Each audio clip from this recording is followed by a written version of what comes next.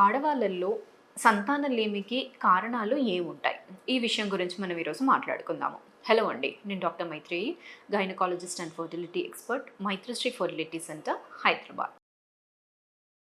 ఆడవాళ్ళల్లో మెయిన్‌గా అనటామికల్‌గా అన్నట్టుగా మనం చూసుకుంటే గర్భసంచి, అండాశయాలు, ఫాలోపియన్ ట్యూబ్స్. సో, ఈ 3 స్ట్రక్చర్స్ అనేవి మనకి చాలా ఇంపార్టెంట్. సో, ఈ 3 లెవెల్స్‌లో ఏవైనా సమస్యలు అన్నట్టుగా ఉంటే వాళ్ళకి సంతానలేమి సమస్యలనేవి కలిగే అవకాశము అనేది ఉంటుంది. సో, గర్భసంచిని అన్నట్టుగా మనం చూసుకుంటే గర్భసంచి సైజు, షేప్ చాలా ఇంపార్టెంట్. సో, సైజులో వచ్చేసి కొందరికి మనం గమనిస్తే అది చాలా చిన్నగా ఉంటుంది.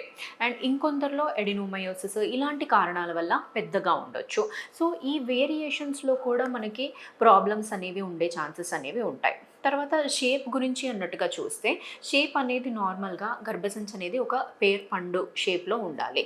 ఇలా కాకుండా అది కొందరికి ఏమవుతుంది అంటే పుట్టుకతోనే 2 భాగాలుగా చీలిపోయి ఉండడము, యూనికార్నువేట్ అంటే ఈ గర్భసంచి యూజువల్‌గా ఏమవుతుందంటే 2 భాగాలుగా డెవలప్ అయ్యి అది కలుచుకొని యునైట్ అయ్యి ఒక భాగంగా అవుతుందన్నమాట.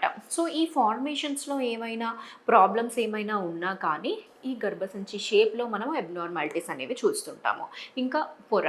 గర్భసంచిలో లోపల ఒక వాల్ లాంటి స్ట్రక్చర్ అనేది కొంతమందిలో చూస్తుంటాము. పొర అంటాం అనమాట. దాన్ని సెప్టమ్ అని. అది కొంచెం పార్ట్‌లో ఉంటే సబ్ సెప్టమ్ అంటాము. పూర్తిగా గర్భసంచిని డివైడ్ చేస్తుంది అంటే కంప్లీట్ సెప్టమ్ అంటాము.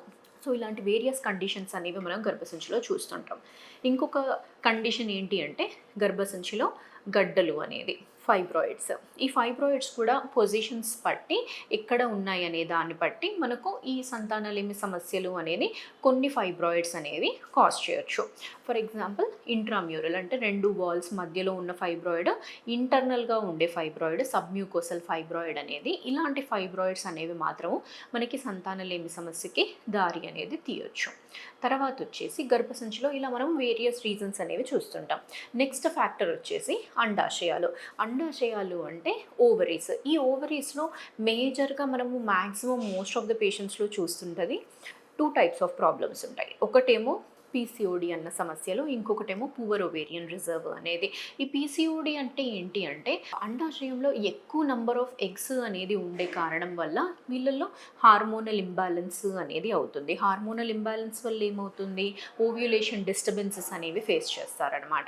సో, అలాంటి కారణాలు అనేది కూడా సంతానలేమి సమస్యకి దారి తీయొచ్చు. ఇంకొక కండిషన్ ఏంటి అంటే డిక్రీస్డ్ ఓవేరియన్ రిజర్వ్. అంటే వీళ్ళకి ఆ ఏజ్‌కి ఎంత ఉండాలో అంత కాకుండా తక్కువ నంబర్ ఆఫ్ ఎగ్స్ అనేవి ఉంటాయి. యూజువల్లీ ఈ ఎగ్ రిజర్వ్ అనేది తగ్గే కారణాలంటే జనరల్‌గా ఆడవాళ్ళకి ఏజ్ అనేది పెరిగినప్పుడు ఎగ్స్ అనేవి తగ్గుతాయి. ఇలాగే కాకుండా ఈ మధ్య కాలంలో మనం చాలామందికి ఈవెన్ 20స్‌లో ఉన్న అమ్మాయిలకు కూడా ఎగ్ రిజర్వ్ తగ్గిందన్నట్టుగా చూస్తున్నాము. సో, ఇలాంటి రీజన్స్ అనేవి కూడా ఫర్టిలిటీ ఇష్యూస్ అనేవి కాజ్ చేయొచ్చు. తర్వాత సిస్ట్‌లు ఉంటాయి. Endometriotic cyst ఓవరీలో.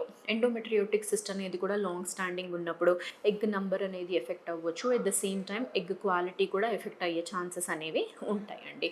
ఇలా ఓవరీ అనేది కాంట్రిబ్యూట్ చేస్తుంది. తర్వాత వచ్చేసి ఫాలోపియన్ ట్యూబ్స్. అసలు ఈ ఫాలోపియన్ ట్యూబ్స్ అంటే గర్భసంచి పక్కన ఏవైతే తీగ లాంటి స్ట్రక్చర్స్ ఉంటాయో వాటినే ఫాలోపియన్ ట్యూబ్స్ అంటాము.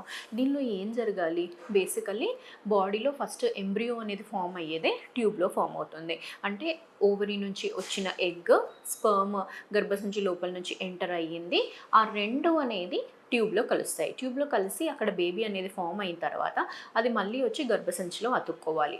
ఇలా అతుక్కుందంటే ప్రెగ్నెన్సీ పాజిటివ్ వస్తుంది.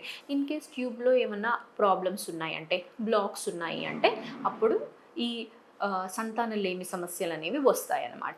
ట్యూబ్స్‌లో 2 సైడ్స్ బ్లాక్ ఉన్నాయి అన్న కండిషన్స్ ఉండొచ్చు. ఒక బ్లాక్ అనేది ఉండొచ్చు. సింగిల్ బ్లాక్ ఉన్న వాళ్ళు అనేది న్యాచురల్‌గా అయినా ఐయుఐ ద్వారా అయినా కానీ ప్రయత్నించుకోవచ్చు.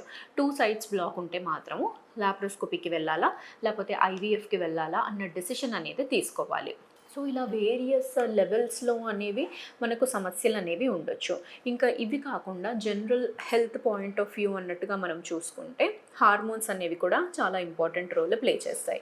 హార్మోన్స్ అంటే ఇప్పుడు థైరాయిడ్, ప్రోలాక్టిన్ ఇలాంటి హార్మోన్స్ అనేవి ఓవ్యులేషన్‌కి అనేది అవసరం పడతాయి. ఓవ్యులేషన్ డిస్టర్బెన్సెస్ అనేవి ఫేస్ అవ్వచ్చు అనమాట. ఇన్ కేస్ ఇలాంటి హార్మోన్స్‌లో ఏమైనా ప్రాబ్లమ్స్ అనేది ఉన్నప్పుడు. సో, ఒకవేళ ప్రెగ్నెన్సీ గురించి ప్రయత్నిస్తున్నారో మనకి ఇంకా ప్రెగ్నెన్సీ అనేది రావడం లేదు అంటే అప్పుడు డాక్టర్ని కన్సల్ట్ అయ్యి ఒక బేసిక్ ఎవాల్యుయేషన్ అనేది చేయించుకున్నప్పుడు ఏ లెవెల్లో ప్రాబ్లం ఉంది అనేది తెలిస్తే దానికి తగ్గట్టుగా ట్రీట్మెంట్ అనేది తీసుకున్నప్పుడు త్వరగా ప్రెగ్నెన్సీ అనేది వస్తుందండి. Thank you.